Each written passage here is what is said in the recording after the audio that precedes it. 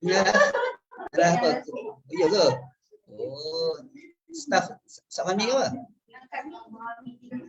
Mana? 1, 2, 3. Wah, mai staff tu. Pasti yang kat sana pada juga.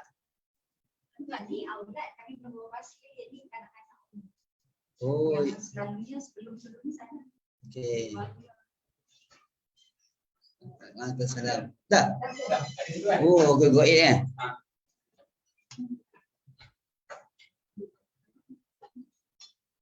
Ada link soalnya. Boleh mana je. Ini staff kami. Jadi akhirnya staff je kena mengaji. kena kerah. Kalau tidak tak ada murid ke? Pergi tak ada. Memang belajar sama. Kak pasal yang ni siapa? Saya Kak Jun. Kak Jun. Juliati. Okey, ni Kak Faridah Hanim. Ada selalu masuk ke saya punya Facebook? Tak nak. Ada nama Faridah juga tu. Kemudian yang seterusnya? Peminat tengok. Siapa? Oh, Kak Zaima. Kak Zaima. Oh, Arab eh? Oh, okey. Ustaz Kak ni? Rafidah. Okey, yang YouTube saya tak ada lagi. Itulah nanti kan kena belajar untuk kami.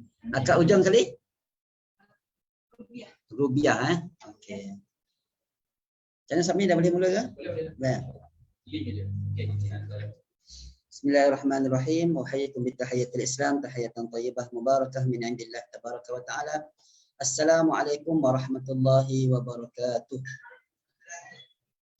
Okay. Alhamdulillah wassalatu wassalamu ala Rasulillah wa ala alihi wa sahbihi wa mawala. Asyhadu an la ilaha illallah wahdahu la syarika lah wa anna sayyidana Muhammadan abduhu wa rasuluh. Bishrah li sadri wa yassir li amri wa hlul 'uqdatam min lisani yafqahu qawli. Wasaddid lisani wahdi qalbi bihaqqi sayyidina Muhammad sallallahu alaihi wasallam. Rabbi yassir wa la tu'assir, rabbi tammim bil khair, amma ba'd. Ibu-ibu, tuan-tuan yang berada di rumah ataupun di pejabat ataupun di mana sahaja, ahlan wa sahlan wa marhaban, selamat datang, dan kita memanjatkan syukur pada Allah Subhanahu wa taala pada pagi ini diberikan kesempatan oleh Allah Subhanahu wa taala untuk sama-sama kita menyambung kembali pengajian tajwid Al-Quran kita menggunakan kitab tajwid Al-Quran qiraat Asim, jilid yang pertama, ya, susunan Abu Mardiyah. Jadi siapa yang ada kitab tu bolehlah buka di muka surat 47. Kalau tak ada tak apa, nanti kan kalau yang menonton secara live di FB Kubak Ngaji, klinik apa nama dia, klinik ngaji Kubak Center, boleh, saya akan sharekan nantikan kitabnya di skrin insya-Allah. Dan sebelum tu marilah sama-sama kita mulakan dengan bacaan umul kitab Al-Fatihah.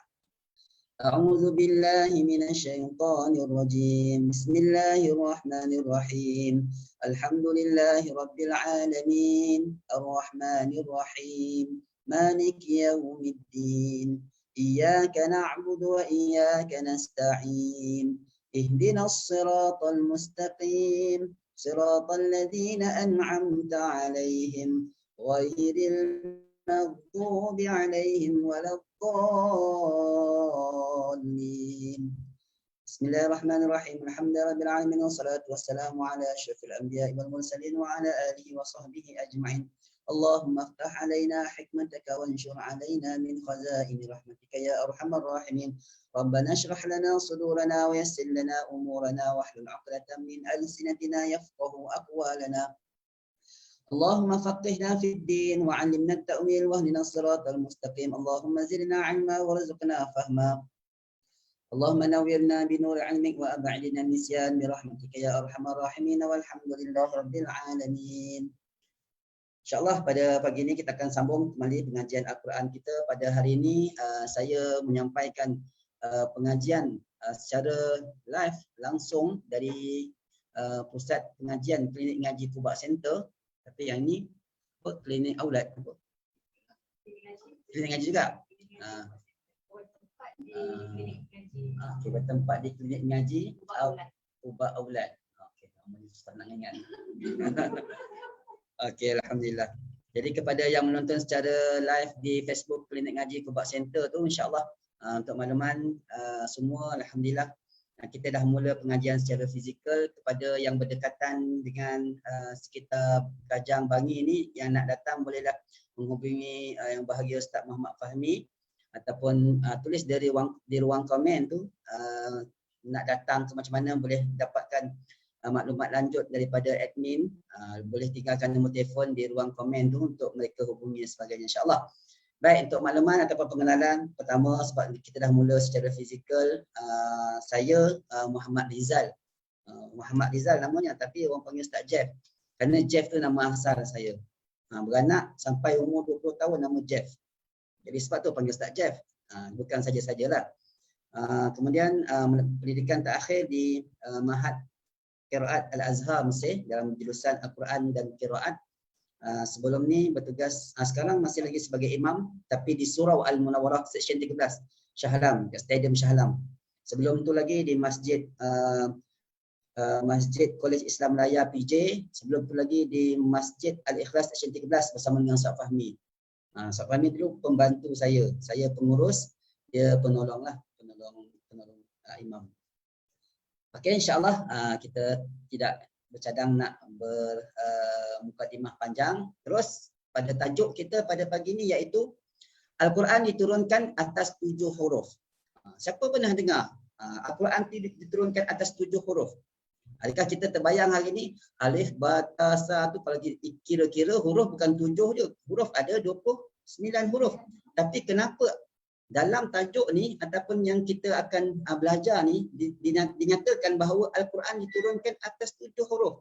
Apakah yang dimaksudkan dengan 7 huruf tu? Adakah huruf yang dimaksudkan itu ialah alif, bata sampai ya tu ataupun apa?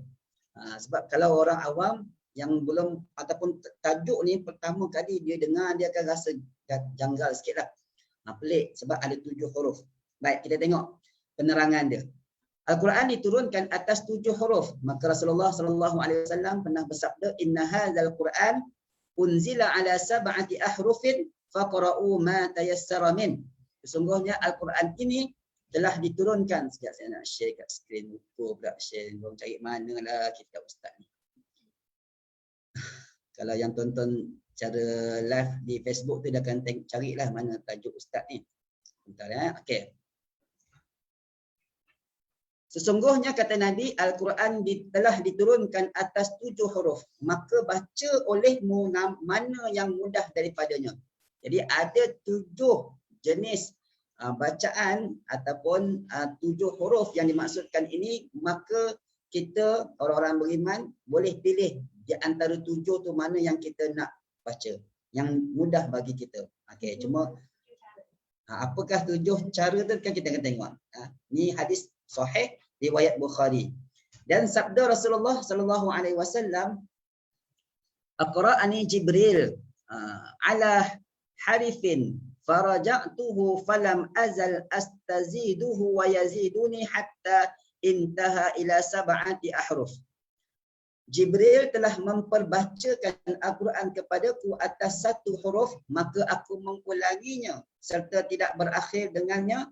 Aku meminta ditambahkan akannya dan beliau menambah kepadaku sehinggalah 7 huruf.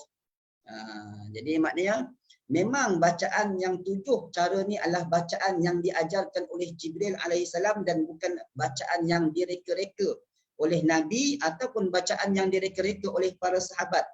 Sebab bacaan ini dia turun-temurun. Diturunkan daripada Jibril kepada Nabi, kemudian Nabi turunkan kaedah ataupun cara bacaan yang 7 ini kepada para sahabat, kemudian kepada tabi'in sehinggalah pada hari ini. Jadi cuma apa yang kita belajar hari ini adalah salah satu daripada 7 cara tersebut. Jadi maknanya kita akan kalau kita belajar lagi, kita akan dapat jumpa ada 6 lagi kaedah ataupun cara bacaan yang kita tak tahu. Yang kita tahu hari ini 1 itulah. Jadi sebab tu kita kalau tak ada ilmu, jangan mudah-mudah nak menyalahkan orang tu je. Contoh kita pergi ke Mekah, pergi ke Madinah, kita dengar kaedah bacaan dia lain. kita pergi ke luar negara lain pula, mungkin kita pergi ke di Maghribi ataupun di Afrika, kita dengar bacaan dia lain pula. Walaupun bacaan tu kita dah hafal. Contohlah dia baca Fatihah, bunyinya pelik. Ataupun baca surah-surah lazim yang kita dah hafal, kita dengar bunyinya pelik. Maka kita kata imam ni tak pandai. Dia salah baca. Kita pun menyalahkan dia. Kita kata pula dia tak pandai. Padahal kita belum pandai lagi. Jadi maknanya ada 6 lagi cara bacaan yang sebenarnya kita masih belum mendalaminya. Para ulama telah berselisih pendapat mengenai maksud 7 huruf yang dinyatakan dalam hadis tersebut sehingga melebihi 40 pendapat. Maka di sini dinyatakan beberapa pendapat yang masyhur. Jadi maknanya apakah maksud 7 huruf itu? Maka di kalangan ulama pun dia berbeza pandangan. Berbeza pendapat yang dimaksudkan dengan 7 huruf itu. Baik, yang pertama apa dia? Pandangan di kalangan kelompok pertama kata 7 huruf yang dimaksudkan itu ialah 7 logat bahasa, iaitu logat Quraisy, logat Huzail, Saqif, Hawazan, Kinanah, Tamim dan Yaman. Ini adalah orang kata dialek lah, apa, pelat ataupun logat bangsa-bangsa Arab. Bangsa-bangsa Arab. Macam kita hari ni logat Negeri Sembilan bunyinya lain, cakapnya Kelantan bunyi pelatnya lain pula, orang KL pelatnya lain pula. Kan? Kalau kita kata ikan sampai ke Terengganu jadi ikang pula. Jadi sampai ke Kelantan ikan pula. Jadi benda tu sama aja tapi bunyi dia lain. Jadi pandangan kelompok yang pertama ni dia kata lebih kepada logat bangsa-bangsa. Itu yang pertama. Jadi 7 bangsa ni lah. Quraisy, Huzail, Saqif, Hawazan, Kinanah dan sebagainya. Baik. Kelompok ulama yang kedua pula dia kata 7 huruf tu maksudnya bukan logat. Itu maksudnya ialah hukum hakam, iaitu halal, haram, muhkam, mutasyabih, amsal, insya, akhbar dan sebagainya lah. Jadi kelompok yang kedua ni pula kata bukan dialek, bukan logat. Al-Quran tu diturunkan 7 huruf tu maksudnya ada halal, haram, muhkam, amsal, insya, amsal sebagainya lah. Itu 7 hukum hakam. Kemudian yang ketiga pula kata 7 huruf yang dimaksudkan yang Allah Subhanahu Wa Taala turunkan kepada Nabi itu maksudnya ialah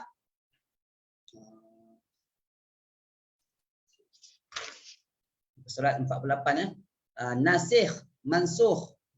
Saya tengok kat mana. Saya pun dah hilang.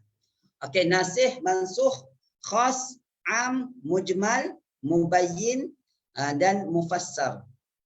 Jadi itu maksudnya pula.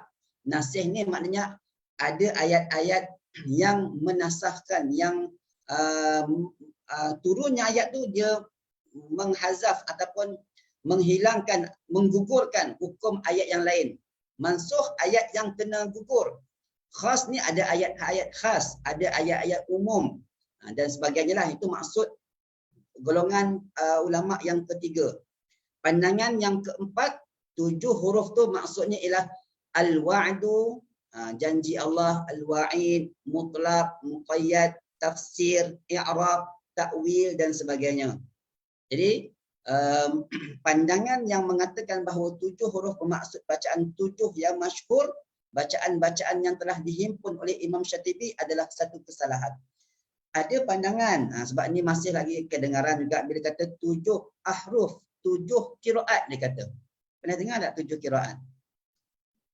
Jadi maknanya di kalangan ulama-ulama dulu pun sebenarnya mereka tak mengkategorikan 7 qiraat itu sebagai 7 huruf yang dimaksudkan oleh Nabi SAW. Jadi kalau ada pandangan yang mengatakan Al-Quran itu diturunkan 7 huruf tu ialah 7 qiraat, sebenarnya pandangan tu agak janggal lah. Sebab ulama-ulama dulu pun tak menerangkan bahawa 7 huruf dimaksudkan itu ialah 7 qiraat. Sebab kita tengok daripada 4 kategori ulama ni tak ada pun yang kata 7 huruf itu ialah 7 qiraat.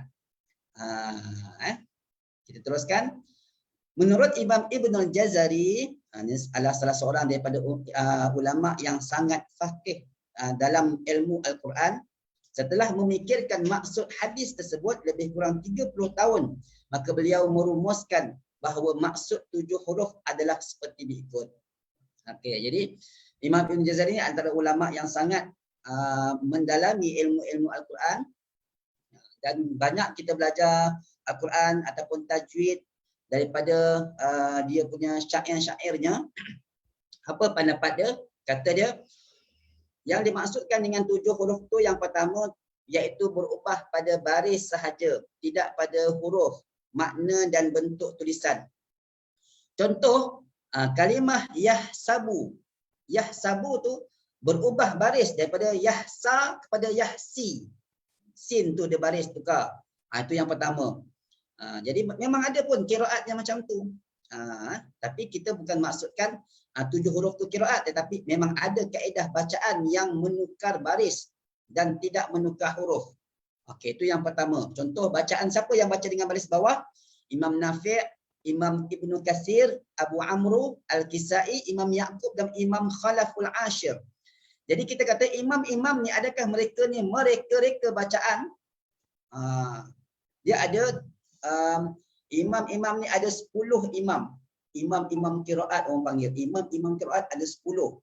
Okey, sebab tu yang kata Khalaful Ashir tu khalaf yang terakhir, khalaf yang ke-10.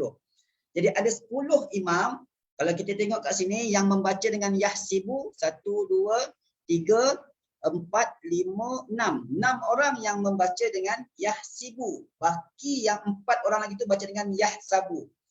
Jadi adakah 6 orang ni mereka-reka bacaan daripada baris atas kepada baris bawah? Jawapannya tidak. Sebab itulah yang diajarkan oleh Nabi. Maknanya ada kadang Nabi jumpa dengan sahabat, Nabi baca yahsabu. Jumpa sahabat yang kedua, Nabi baca yahsibu. Jadi sebab itulah sahabat yang dapat yahsabu, dia akan ajarkan kepada sahabat-sahabat yang lain dengan bacaan yahsabu. Sampai yang sahabat yang kedua yang dapat daripada Nabi yahsibu, dia akan ajarkan kepada sahabat-sahabat yang lain pula dengan kaedah bacaan yahsibu. Jadi bacaan ni memang bacaan-bacaan yang dibolehkan. Okey, itu maknanya berubah baris. Yang kedua, berubah baris dan makna sahaja, tidak pada huruf dan bentuk tulisan. Contoh, surah Al-Baqarah ayat 37, fatalaqqa Adamu min rabbih kalimatin fataba alaih. Ada bacaan Ibnu Katsir dibaca fatalaqqa Adama. Dia baris Adama. Kalau atas tadi Adamu min rabbih kalimatun. Yang atas tadi kalimatin. Nampak dia berubah baris. Fataba alaih. Dia berubah baris dan makna. Kalau yang belajar bahasa Arab tu dia tahulah, kan apabila bertukar baris dia boleh berubah kepada makna.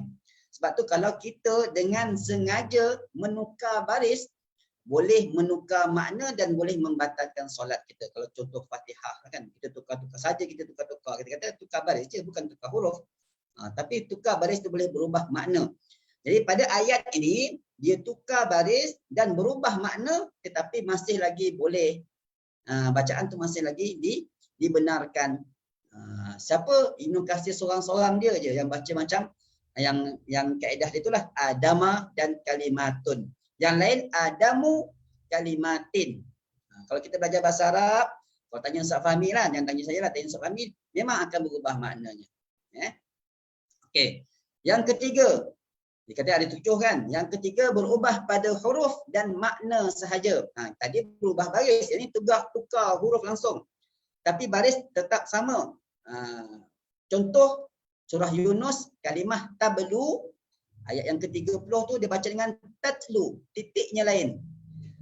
Kalau tablu titik kat bawah ba, yang ni mangkuk sama tapi titik dia lain. Maknanya dia berubah huruf.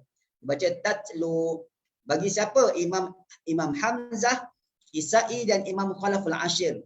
Ada 3 orang ni dibaca dengan tatlu. Kita baca dengan tablu. Berubah huruf. Itu yang ketiga. Yang keempat, berubah pada huruf dan bentuk tulisan sahaja, tidak pada makna. Contoh pada surah Fatihah yang kita baca tu, kalimah as-sirat, ihdinas sirat. Ayat yang ke-6 ada bacaan Kumbul dan Ruwais, dia baca dengan ihdinas sirat dengan sin. Dia tukar huruf tapi baris tetap sama. Okey. Itu yang keempat. Betul. Yang kelima, berubah pada huruf, baris dan bentuk tulisan.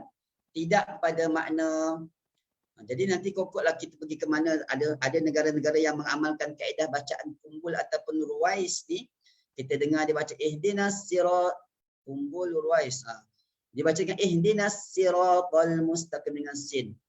Kalau kita tak tahu, kita tak boleh baca dengan kaedah tu. Orang yang boleh baca dengan kaedah-kaedah ni hanya orang-orang yang belajar dan tahu bacaannya itu ikut susu galuh yang mana. Kalau kita dengar dia baca ihdinas sirat dengan sin, kita tanya kamu baca bacaan mana ni? Dia kata entah, aku tak tahu, aku tantam je. Itu tak boleh. Tapi walaupun bacaannya betul, dia kena tahu. Itu syarat dia kalau kita nak baca dengan bacaan yang berbeza daripada apa yang kita belajar hari ni. Yang kelima, berubah pada huruf, baris dan bentuk tulisan tapi tidak pada makna. Contoh kalimah wala ya'tali. Dia baca wala yata'alla. Hurufnya sama kan? Nampak je samalah. Tapi dia berubah saja, huruf dia berubah sikit, baris dia pun berubah, bentuk tulisan dia pun berubah. Daripada ya'tali kepada yata'alla. Nampak? Maknanya ada punya bacaan macam tu. Jadi kita jangan terkejutlah. Bila kita belajar ni, fikiran kita terbuka, luas lagi pengetahuan kita.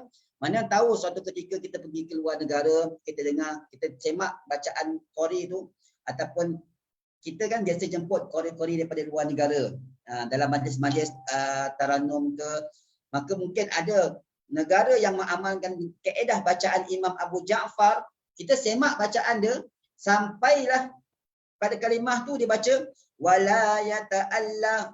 Kita jangan terkejutlah. Kita kata ini mungkin ada kaedah bacaan yang begitu. Sebab kita dah pernah belajar dah. Okey. Okey. Kemudian yang keenam, berubah kedudukan kalimah dari segi taqdim. Taqdim itu maknanya mana yang didahulukan dan mana yang dikemudiankan. Apa contoh? Waqatalu waqutilu.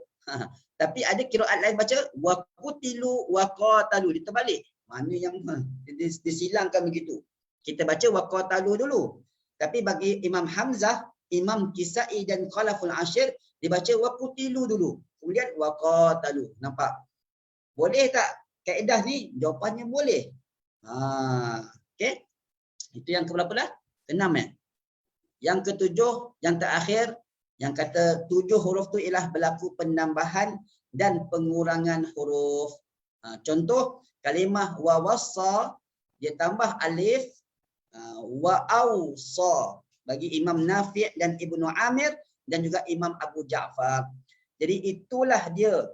Kalau mengikut pendapat Imam Ibnul Jazari, maksud 7 huruf itu ialah 7 yang tadi tu. Penambahan huruf, penukaran baris, penukaran huruf, berubah mana yang dulu, mana yang kemudian. Ada 7 kaedah itu, maka itulah dia 7 huruf. Ya? Jadi lepas ni kalau kita dengar ada konon-kononnya pandangan-pandangan kata 7 huruf tu ialah 7 qiraat, kita boleh dengar saja, tapi kita kata sebenarnya itu pandangan yang lemah lah. Itu mungkin ada pandangan macam-macam pandangan. Tapi kita pegang pada pandangan yang Imam Ibn Jazari, itu nampak lebih tepat. Lebih tepatlah maksud 7 huruf itu. Baik, yang keempat, ulama mengatakan bahawa terdapat beberapa hikmah Al-Quran diturunkan atas 7 huruf. Apakah hikmah dia? Jadi setiap sesuatu yang Allah berikan dan turunkan kepada kita sudah pasti ada kebaikan. Hikmah ni maknanya ada kebaikan padanya. Apakah kebaikan dia? Hikmah tersebut. Yang pertama, merupakan satu dalil menunjukkan bahawa pemeliharaan kitab Allah daripada penyelewengan. Ini janji Allah bahawa Al-Quran itu akan terpelihara, tidak akan boleh diselewengkan. Sebab itulah bagaimana ulama-ulama Nabi turunkan kepada sahabat, sahabat turunkan kepada tabi'in, sampailah generasi hari ini semuanya kekal dengan 7 kaedah itu. Dan tidak berlaku penyelewengan. Tak ada dah orang nak boleh ubah-ubah. Kalau ada orang nak ubah, kita boleh kenal. Sebab ramai di kalangan para hufaz yang menghafal 7 kaedah bacaan ini. Yang kedua, hikmah dia ialah mudahkan umat Islam. Khususnya masyarakat Arab yang terdiri daripada pelbagai kabilah yang mempunyai lahjah ataupun logat yang sendiri. Contoh, kita bagi contoh. Kalau orang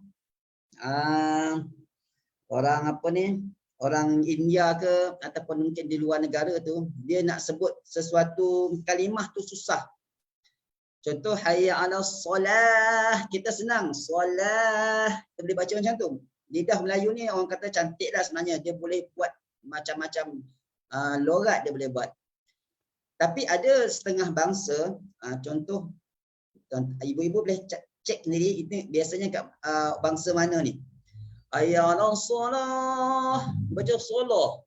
Dia susah nak sebut solah, dia akan solah, dia akan jadi macam tu. Ada tak pernah dengar tak? Ni kalau kita pergi ke negara Arab sebelah-sebelah Algeria ni, dia gunakan kaedah tu. Sebab memang lidah mereka tu mudah cenderung kepada itu. Dia solah, dia susah, dia jadi solah. Dan memang ada pun kaedah bacaan yang macam tu. Jadi kita kalau belajar lebih lagi lah, ini dah belajar qiraat lah. Panjang lagi cerita tu dan jauh lagi perjalanannya. Kita nak habis 2 kitab ni pun wallahu alam. Sempat kitab habis dulu ke nyawa kita habis dulu? Kalau kitab habis dulu alhamdulillah. Kalau nyawa habis dulu pun alhamdulillah sebab kita mati sebagai seorang penuntut, seorang yang belajar Al-Quran. Okey. Jadi mudahkanlah bangsa-bangsa Arab tu untuk menyebut kalimah-kalimah yang tersendiri. Baik, yang ketiga apa hikmah dia? Dia akan menyatukan umat Islam melalui lidah yang satu iaitu bacaan Al-Quran, iaitu atas lidah bahasa Quraisy sebagaimana ia diturunkan. Jadi sebenarnya ke-7 kaedah tu sebenarnya adalah kaedah yang digunakan pakai oleh bangsa Quraisy. Jadi jangan kita ingat 7 kaedah tu sebenarnya merupakan maksud 7 bahasa. Jadi yang kata maksud 7 bahasa sebenarnya kurang tepatlah sebab orang Quraisy dia menggunakan 7 kaedah ini. Jadi sebenarnya bangsa Quraisy ni itu kelebihan dia. Sebab itulah Nabi SAW merupakan nabi pilihan Allah daripada bangsa Quraisy. Sebab bangsa Quraisy ni di lidah dia pun orang kata cantik juga dah, dia boleh menyebut dengan fasih Al-Quran itu. Baik itu tajuk kenaan dengan 7 huruf. Jadi kita dah ada gambaran. Bila orang kata Al-Quran ini diturunkan 7 huruf, kita dah tahu dah 7 huruf itu ialah 7 kaedah bacaan. Bukannya 7 qiraat lah. Baik, tajuk seterusnya kelebihan Al-Quran. Kelebihan Al-Quran saya dah pernah cerita ke belum? Wallahu alam. Sebab masa mula-mula saya tak dapat kitab lagi, saya ada sentuh beberapa. Ya, pernah dah. Okey, sepintas lalulah ya. Al-Quran ni dia sudah pasti dia ada mukjizat dan ada kelebihan. Yang pertama, dia akan beri syafaat dan penghujah. Dia akan tolong kita dan dia akan bela kita, tu Al-Quran. Tapi dengan syarat orang yang selalu baca dia lah. Dalam hadis yang disebutkan seperti mana yang terpaparkan tu, itulah dia. Ini Al-Quran. Sebab tu untunglah orang yang bersama dengannya dan rugilah orang yang menjauhinya. Siapa dia? Al-Quran ini. Dia akan tolong kita. Itu janji Allah dan janji Nabi SAW. Kalau kita yakin dengan janji Allah dan Nabi ini, insya-Allah Allah akan berikan dan kurniakan kelebihan itu. Yang kedua, Al-Quran ini sebenarnya adalah merupakan satu sumber untuk mendekatkan diri kita kepada Allah. Jadi bila, sebab tu biasa kita dengar selangkah kita kepada Allah, 10 langkah Allah kepada kita. Kita rajin baca Quran, lagi Allah akan dekatkan kepada kita, dirinya dengan kita. Bila Allah dah dekat kita, kita dalam pemeliharaan Allah, maka tidak ada siapa-siapa kemudaratan yang mampu menimpa ke atas kita sebab kita dalam jagaan Allah. Yang ketiga, Al-Quran ini sebagai cahaya kehidupan dan bekalan akhirat. Ibaratnya kalau kita hidup ni tak ada cahaya, apa keadaan kita? Gelap je. Kan? Tak ada cahaya lampu, tak ada cahaya matahari, tak ada, kita akan terlanggar tiang, masuk dalam longkang, kena benda-benda bahaya kan. Tapi bila ada cahaya, kita boleh nampak, kita akan selamat daripada jatuh longkang, terlanggar dinding. Itulah perumpamaannya Al-Quran ini, dia menunjukkan kepada kita mana yang betul, mana yang baik, mana yang boleh, mana yang tidak. Dan Al-Quran ini juga yang kita baca selalu ini, dia akan memberatkan timbangan kita. Ianya sebagai bekalan kita. Bila kita baca Quran, akan bertambahlah bekal-bekal kita dan bekal itulah kita akan nikmat, kita akan gunakan, kita ambil manfaatnya ketika mana kita berada di alam barzakh dan di akhirat nanti. Yang keempat, Al-Quran ini sebagai merupakan satu kemegahan bagi umat Islam. Apakah kemegahan yang kita ada? Walaupun kita ni orang miskin, kan orang kata negara Islam lah, negara miskin. Kalau kat Malaysia ni, orang kaya tu orang bukan Islam lah. Orang Islam ni adalah kaya tu tapi sikit sangat lah. Orang kata puratanya, orang Islam ni miskin.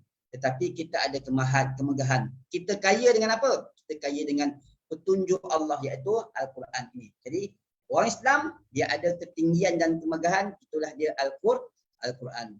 Tajuk seterusnya, kelebihan membaca Al-Quran.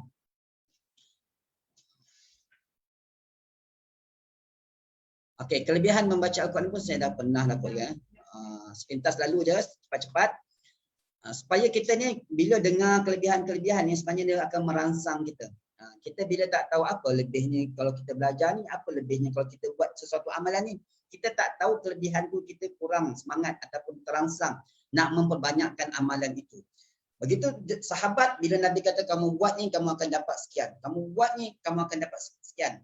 Adakah itunya kita akan buat sesuatu amalan tu kerana nak dapatkan benda tu? Dah jadi tak ikhlas pula orang kata. Boleh tak macam tu? Sebenarnya boleh. Bagi kita manusia ni memang kita nak dapatkan kelebihan-kelebihan tu. Jadi bukanlah dimaksudkan kita buat itu untuk mendapatkan kelebihan itu dikatakan tidak ikhlas. Orang kata kalau kamu ikhlas, kamu kena buat kerana Allah, bukan kerana nak dapatkan balasan-balasan itu. Jadi sebenarnya itu ada suatu rangsangan untuk kita semangat buat amalan ataupun ibadah tersebut. Kalau kat sini amalan membaca Al-Quran ataupun ibadah membaca Al-Quran. Apa dia kelebihan membaca dan mendengar Al-Quran? Yang pertama, dalam hadis Nabi itu, barang siapa membaca satu huruf daripada kitab Allah, maka Allah akan bagi dia kebaikan. Pahala lah. Satu kebaikan itu digandakan dengan 10 seumpamanya. Allah tambah lagi. Jadi gandakan sehingga 10. Dan Nabi kata, aku tak maksudkan alif lam mim itu satu huruf, tetapi alif itu satu huruf, lam satu huruf, mim satu huruf. Maknanya akan kayalah orang yang membaca Al-Quran. Orang Al-Quran ni insya-Allah dia akan jadi orang yang sangat kaya. Sebab tu dalam Al-Quran, dalam surah Al-Qalam tu, Nabi kata, Allah Subhanahu wa taala berfirman, wa inna laka la ajran ghaira mamnun, wahai Muhammad, engkau akan dapat pahala yang tak putus-putus. Kenapa? Nabi ajar Quran. Berapa orang, berapa juta manusia ni daripada zaman dulu sampai akhir zaman akan baca Al-Quran daripada Nabi. Satu huruf sahaja orang baca Quran dapat 10 kali ganda. Bayangkan Nabi punya saham pahalanya. Ya Allah, kita pun begitu juga. Kita belajar Quran, kita baca Quran akan memenuhi gudang pahala kita. Tak pernah rugi orang baca Quran ni. Orang yang dekatkan diri dengan Quran. Bahkan saya galakkan dan anjurkan kita ni cari murid. Tak ada anak, cucu. Tak ada cucu, kawan. Kenalkan mereka dengan huruf-huruf. Kadang-kadang kita kata aku nak ajar ni tak pandai. Kita hantar anak kita, cucu kita pada ustaz. Kita rugi sebenarnya. Biar anak kita tu kena alif bata tu daripada mulut kita. Daripada mulut mak. Daripada mulut nenek dia. Nanti kan dia akan belajar seterusnya tu. Tapi basicnya tu ada dah saham kita. Orang yang Quran insya-Allah. Nabi kata lagi dalam hadis yang kedua, Iqra'ul Quran, baca Al-Quran. Sungguhnya Al-Quran itu akan datang pada hari kiamat sebagai syafaat. Syafaat ni maknanya pembela lah. Dia akan tolong kita. Dan Al-Quran itu pembelaannya akan diterima oleh Allah Subhanahu wa taala. Yang ketiga, kata Nabi, sebaik-baik ibadah umatku, ibadah sunat yang terbaik apa dia? Membaca Al-Quran. Baca Al-Quran. Sebab ia langsung daripada Allah Subhanahu wa taala. Kita baca kalamullah, kata-kata dan ucapan Allah Subhanahu wa taala. Yang keempat, barang siapa mendengar satu ayat daripada kitab Allah, ni dengar sahaja pun. Kita ni bukannya membaca pun. Kita dengar saja. Pun kata Nabi sallallahu alaihi wasallam, ia akan mendapat cahaya untuknya pada hari kiamat. Bila dapat cahaya di hari kiamat itu petunjuk, kita akan mendapat kebaikan. Itu kalau kita dekat akhirat kita bangkit-bangkit dan keadaan wajah kita berseri-seri, kemudian terpancar cahaya. Allah berikan cahaya. Macam orang kata, Allah suluh kita dengan cahayanya pada tubuh badan kita. Itu tanda kebaikan. Ini tanda-tanda kita akan dapat kenikmatan. Jadi kita dapat cahaya Allah, kita tenang hati, seronok, gembira, lapang dada. Sebab apa? Kita bakal mendapat kebahagiaan dari Allah Subhanahu wa taala. Okey, akan mendapat cahaya. Kemudian habis dah. Keempat. Okey, habis dah. Kemudian kelebihan belajar dan mengajar Quran pula. kelebihan belajar dan mengajar Quran. Okey. Sebab tu dianjurkan juga kita kalau tak jadi orang yang mengajar, jadilah orang yang belajar sampai hari kiamat pun tak apa. Kalau panjang umur sampai kiamat lah, maknanya sampai matilah. Biar mati sebagai orang yang belajar Quran. Kalau tak sempat nak mengajar pun. Apa kata Nabi sallallahu alaihi wasallam? Sebaik-baik kamu ialah orang yang belajar dan mengajarkannya. Jadi Allah nilai kita ni yang terbaik tu bukannya kamu ni hebat sebab banyak kumpul duit. Kamu ni hebat jawatan kamu besar. Kamu ni hebat sebab kamu ada macam-macam. Tidak. Allah kata kamu ni hebat sebab kamu belajar Quran. Jadi kita nak Allah nilai itu. Penilaian Allah tu. Walaupun kita ni bukanlah orang kaya, tak ada jawatan pun biasa-biasa saja, tapi Allah kata kamu yang terbaik. Yang kedua, kata Nabi, orang yang mahir dengan Al-Quran. Jadi nak mahir ni kena sungguh-sungguh lah. Kena susah payah sikit, kena korban sikit. Sampailah jadi orang yang mahir dengan Al-Quran, maka kata Nabi akan bersama malaikat yang mulia lagi berbakti. Allah Subhanahu Wa Taala akan tempatkan kedudukan kita ni, orang kata sama level dengan malaikat. Malaikat tu siapa? Malaikat tu adalah makhluk Allah yang tak pernah melakukan maksiat dan dosa, yang sangat taat, maka itulah level kedudukan orang-orang yang belajar Al-Quran. Tinggilah kedudukan dia. Allah angkat tinggi darjat orang yang mahir dengan Al-Quran. Dan orang yang membacanya dalam keadaan sulit, maknanya ni orang tak mahir lah. Baca susah, merangkak-angkak bacanya, maka baginya 2 pahala kebajikan. Sia-sia tak? Tak pernah sia-sia. Walaupun dia mahir, dah dapat kedudukan tinggi, dia tak mahir, merangkak-angkak, sangkut-sangkut pun dia dapat pahala. Kenapa dapat pahala? Walaupun sangkut-sangkut. Yang pertama, dia sabar. Sabar dia. Kalau orang tak sabar tu, aku fed up lah, fed up. Baca sangkut-sangkut. Penat dia kata. Tapi dia sabar. Walaupun sangkut-sangkut dia baca. Yang kedua, dia tetap baca. Satu huruf tu Allah tetap akan bagi pahala. Baik. Kemudian yang ketiga, Nabi SAW bersabda kepada sahabatnya Abu Zar, kata Nabi, jadi walaupun hadis ni Nabi sebut pada Abu Zar, tapi secara umum kepada kita semua. Apa kata Nabi? Kalau kamu pergi ke suatu pagi untuk belajar satu ayat dari kitab Allah. Macam ni lah, ibu-ibu hari ni keluar rumah, pagi-pagi datang ke Kubak Center, klinik ngaji Kubak Center, datang ke sini apa? Belajar Al-Quran. Belajar kitab Allah. Kata Nabi, lebih baik daripada kamu mengerjakan solat sunat 100 rakaat. Kan? Memang baguslah solat sunat 100 rakaat, bagus. Tapi ada amalan lain juga yang mudah, ringkas tapi pahalanya luar biasa. Apa dia? Belajar Quran. Kemudian kata Nabi, jika kamu belajar satu bab, tadi satu apa? Tadi satu ayat. Satu ayat dia. Hari ni kita belajar Bismillahirrahmanirrahim. Alah, Bismillah je Ustaz. Bismillah tu pun kata Nabi, 100 rakaat kamu solat. Rajin solat 100 rakaat. Menggigil. Yang 20 rakaat lepas menggigil lah. Ini 100 rakaat. Itu kelebihan Quran. Satu bab kata Nabi, ilmu yang kamu belajar dan kamu beramal dengannya ataupun tidak, sama ada kamu beramal ataupun tidak, lebih baik kata Nabi daripada mengerjakan solat sunat 1000 rakaat. Itu dia satu bab. Hari ni kita belajar berapa bab lah? Banyak bab dah ni. 7 huruf, kelebihan Quran, kelebihan belajar, mengajar, kan banyak bab lagi. Jadi banyak ribu lah kita semayang ni. Boleh cuti dah. Cuti semayang kata dah banyak ribu rakaat. Jangan gitu ya. Okay. Yang keempat, sabda Nabi SAW kepada Abu Hurairah, ya Aba Hurairah, wahai Abu Hurairah, kata Nabi, belajarlah Al-Quran dan ajarkanlah ia kepada manusia. Ini galakan untuk ajarkan.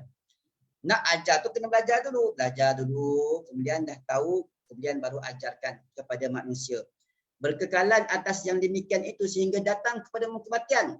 Sampai kamu mati. Kamu belajar ke ataupun kamu mengajar sampai mati, kata Nabi. Sesungguhnya jika datang kepada kematian, kalau kamu mati dalam keadaan kamu demikian sebagai orang yang bersama dengan Al-Quran, kata Nabi, malaikat akan menziarahi kuburmu seperti mana orang-orang beriman menziarahi Baitullahil Haram. Kita ni orang-orang baik dah. Baik tak semua sini ni? Baiklah, semua datang sini orang baik-baik. Ziarah kubur mak ayah kita berapa kali setahun? Setahun 4 kali. Masya Allah, setahun 4 kali. Itu pun saya dengar tu rasa banyak-banyaknya 4 kali. Saya pun dah lama tak pergi, dah bertahun-tahun tak pergi kubur mak ayah. Itu pun kita kata dah bagus kan 4 kali. Ini kata Nabi, kubur kita nanti akan diziarahi oleh malaikat. Bukan anak.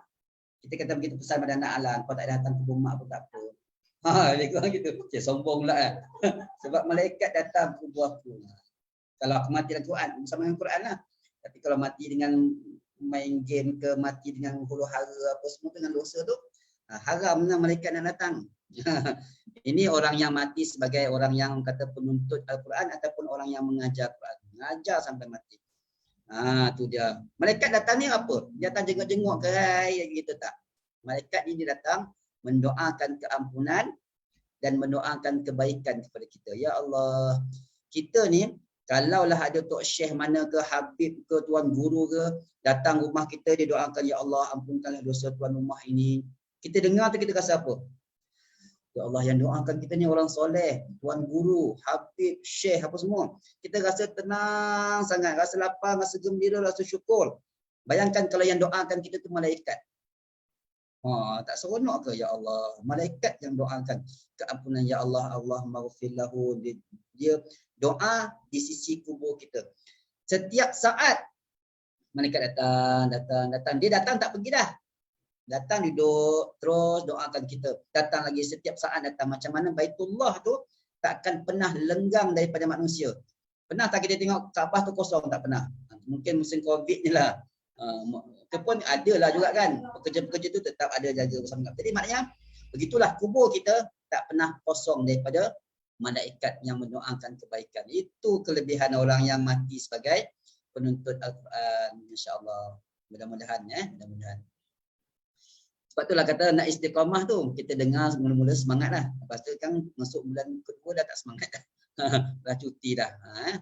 Nak dapat istiqamah tu susah. Sebab itulah yang susah tu Allah bagikan kelebihan dia. Yang seterusnya, yang kelima, Nabi SAW bersabda, sebaik-baik kamu ialah orang yang belajar Al-Quran dan mengajarkannya. Ini pun kita biasa dengar lah hadis Nabi SAW. Kemudian ada adab membaca Al-Quran pun saya dah sentuh dah sebelum ni. Sepintas lalu juga nak belajar ada adab tambah-tambah Al-Quran.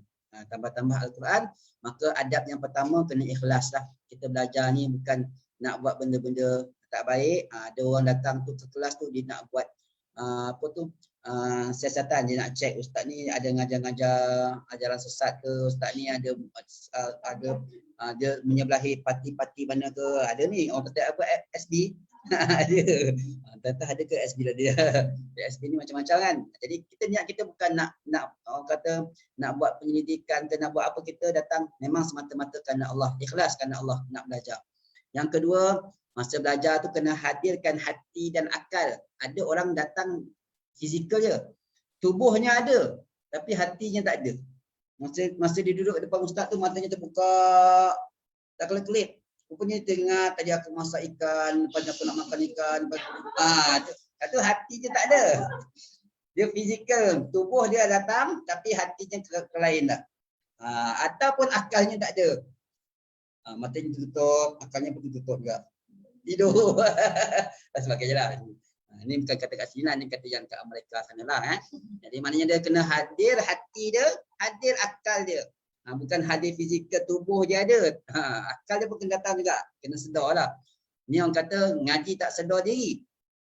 Kan tak ngaji tak sedar diri? Tidur lah. Dia tak sedar lah. Kita kena sedar diri. Sedar. Akal kita, fikiran kita, hati kita kena bersama-sama. Tubuh kita belajar. Yang ketiga, mulakan dengan isti'azah. Mohon perlindungan. Dalam apa-apa perkara amalan kebaikan, apa-apa ibadah, mulakan dengan isti'azah, auzubillah. Sebab apa? Sebab syaitan dia akan ganggu kita, kacau kita dalam melaksanakan ketaatan kepada Allah Subhanahu Wa Taala. Tambah-tambah baca Quran, syaitan akan kacau. Syaitan dia cukup tak senang orang baca Quran ni, dia akan kacau kita. Sebab tu kalau orang yang mengalami gangguan, ni sebab saya sambil-sambil tu buat juga ruqyah, rawatan Islam ni. Memang kita akan jumpa ramai pesakit-pesakit yang kena gangguan jin ni, dia susah nak baca Quran. Bila baca Quran dia sakit.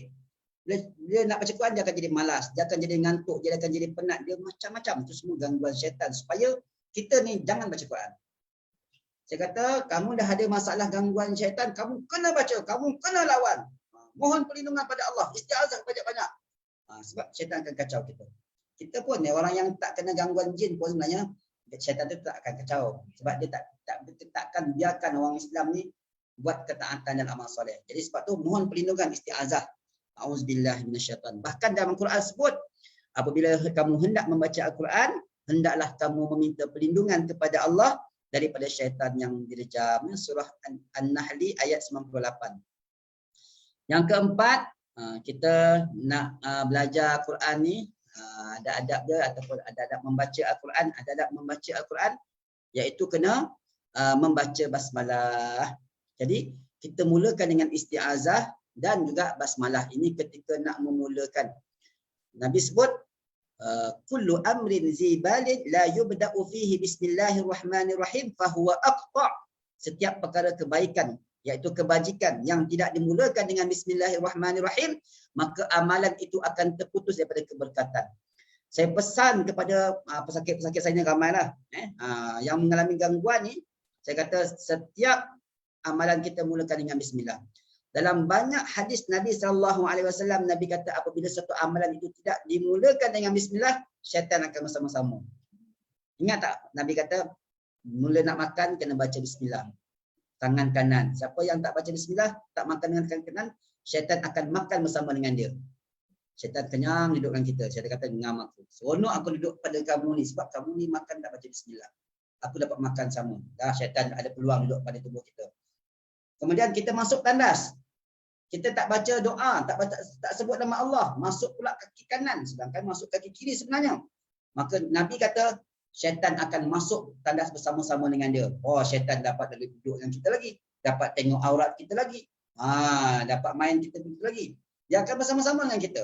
Dia ambil peluang. Dia kata syaitan kata aku ngam dengan dia. Sebab dia ni masuk tandas pun tak baca bismillah, tak baca doa. Makan tak baca bismillah. Syaitan ngam lagi dah. Kemudian kita bersama-sama dengan suami isteri melakukan hubungan, tak sebut nama Allah, tak baca doa.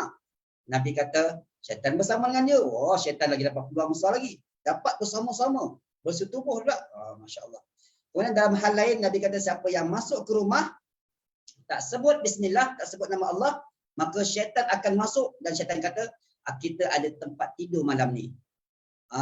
Maknanya syaitan ada peluang duduk tinggal bersama-sama dengan kita.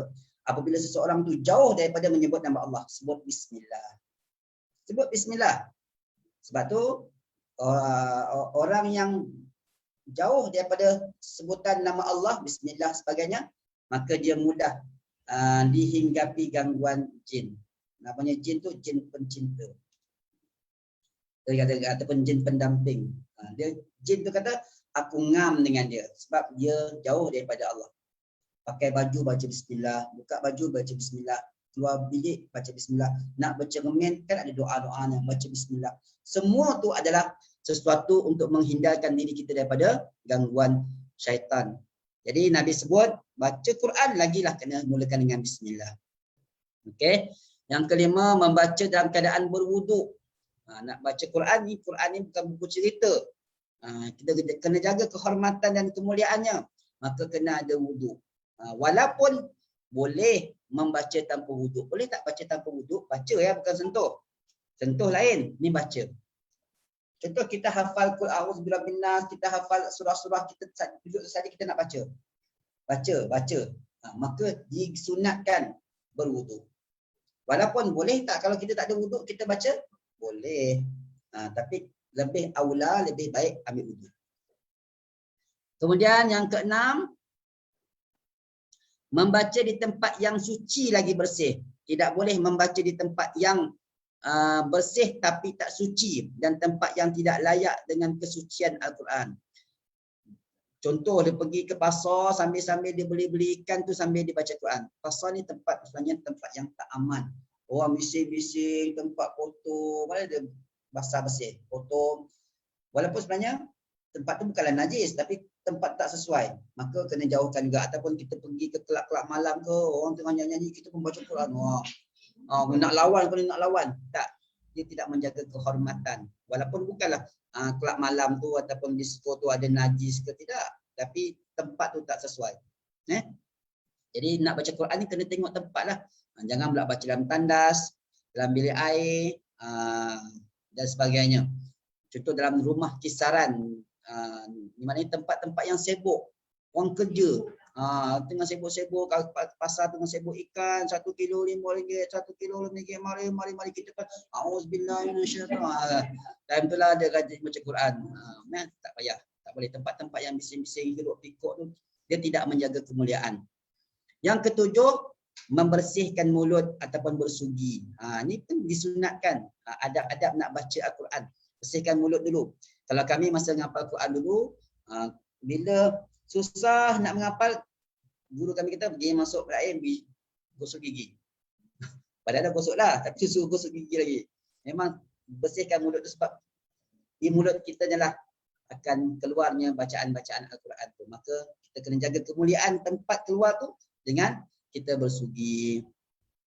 Yang ke-8, memakai pakaian yang bersih lagi suci. Boleh tak pakai biasa-biasa saja? Boleh. Tapi memakai yang bersih lagi suci itu adalah menjaga kemuliaan Al-Quran. Surah Mudaththir, wasiyabaka fatahhir, dan pakaianmu hendaklah kamu cuci, bersihkan. Yang ke-9, membaca dengan suara yang baik, lunak lagi merdu. Sebab Nabi pesan kepada kita, hiasilah oleh kamu akan Al-Quran dengan suara-suara kamu. Indahkan Al-Quran itu dengan suara-suara yang merdu. Jadi kena belajar sikit-sikit lah lagu-lagu tu. Kalau tak boleh, kita tiru-tiru. Orang kata lagu mana-mana imam-imam yang bacaannya sedap-sedap, kita usahakan supaya bacaan kita juga sedap. Bila kita baca yang merdu ni, orang dengar pun rasa seronok. Kita pun bila dengar imam-imam baca Quran yang merdu, kita rasa seronok juga.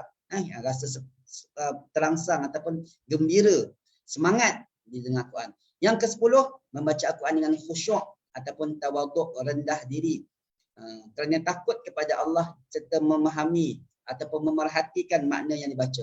Digalakkan kita baca Quran tadabbur.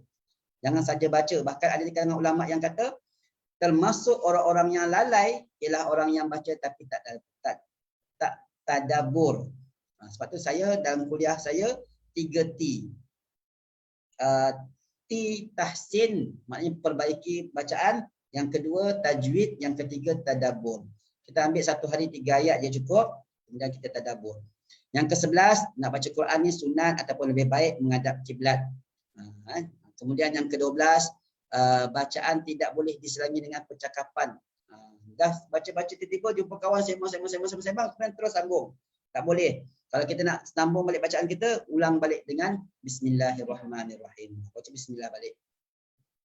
Tapi kalau kita saja-saja sambil sembang, sambil baca Quran, sambil sembang, sambil baca Quran, tidak menjaga kehormatan Al-Quran. Yang ke-13, berselawat kepada Nabi apabila kita jumpa ayat-ayat yang ada sebut nama Nabi. Contohlah Muhammadur Rasulullah, hadis Nabi sallallahu alaihi wasallam. Ataupun kita baca Quran min ba'di ismuhu Ahmad. Allahumma salli ala sayyidina. Kita berselawat pada Nabi sallallahu alaihi wasallam, disunat.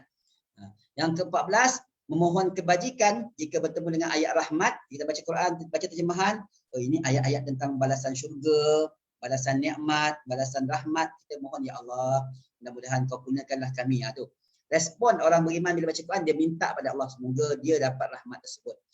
Kemudian kalau dia berjumpa dengan ayat-ayat azab pula, ayat tentang neraka, ya Allah, mohon jauhkan kami daripada azab ini.